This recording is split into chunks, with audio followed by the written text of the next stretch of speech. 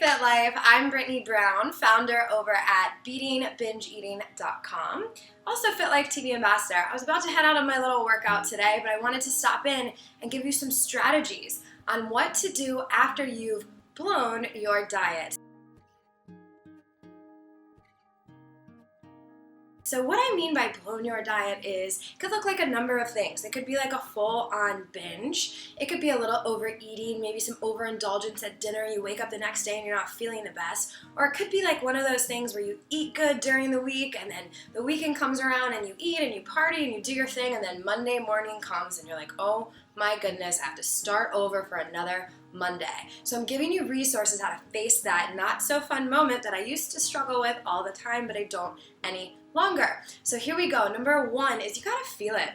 So a lot of times we have emotions come up, we're angry, we feel guilty, a little shameful about what we might have done. We try to push everything below the surface. Human emotions are cool. We have the happiness, the joy, the freedom, the fun. We wouldn't have that if we didn't have these not so fun emotions on the other side. And what happens in the world of self-sabotage is people try to push those not so fun emotions below the surface. They scroll on social media, they grab a coffee, they push through. They don't ever give them a chance to experience and process out. So give those different emotions a chance to be experienced fully so they don't blow up in your face one day. Number two, after you've kind of processed your emotions and how you're feeling and just let yourself kind of settle into it, you want to forgive yourself.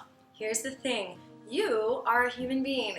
You are messy, just like the 7 billion of us that are messy over here trying to do our best and struggle and stumble along the way.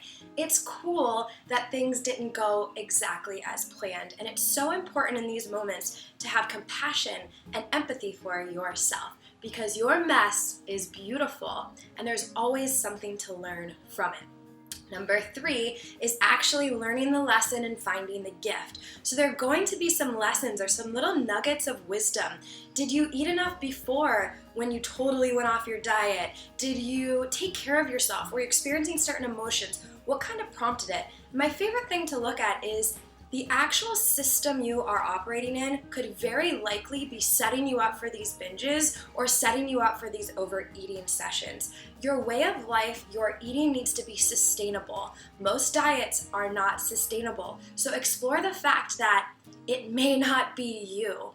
It's probably not your willpower. It could be this diet system that you're in that has, by the way, a 95% failure rate.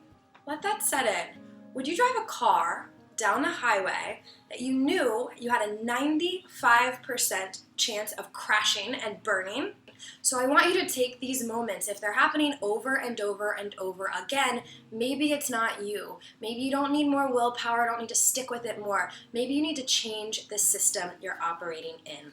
And number four is always action. So after you've learned your lesson and found your gift and forgiven yourself and just letting yourself really feel, take some action that supports a new way of being that's conducive to your happiness. So what that means is you don't want to take action in a way that takes away from your happiness. So a lot of people, after they eat a bunch or eat some unhealthy food, they'll wake up the next day, they'll kill themselves in the gym, they'll not eat, they'll eat really clean, but like too clean where it's not even sustainable, or eat so strict that it feels restrictive, and then boom, they rebel again.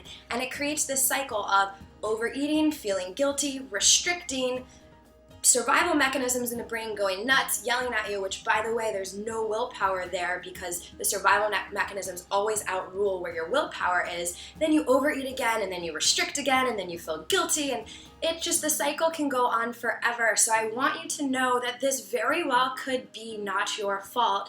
And what you need to do is put in a system that sets you up for optimal health and wellness, that comes from a place of love and reverence for your body instead of a place of fear, and sets you up for freedom with your body and food. So I hope you enjoyed this message. I'm gonna go get my workout in and have an awesome Saturday.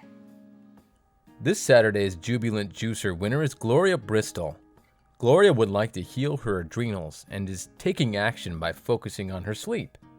Gloria, use this juicer from our cool comrades at Cuvings. Juice some dark leafy greens for increased melatonin. Congratulations, Gloria.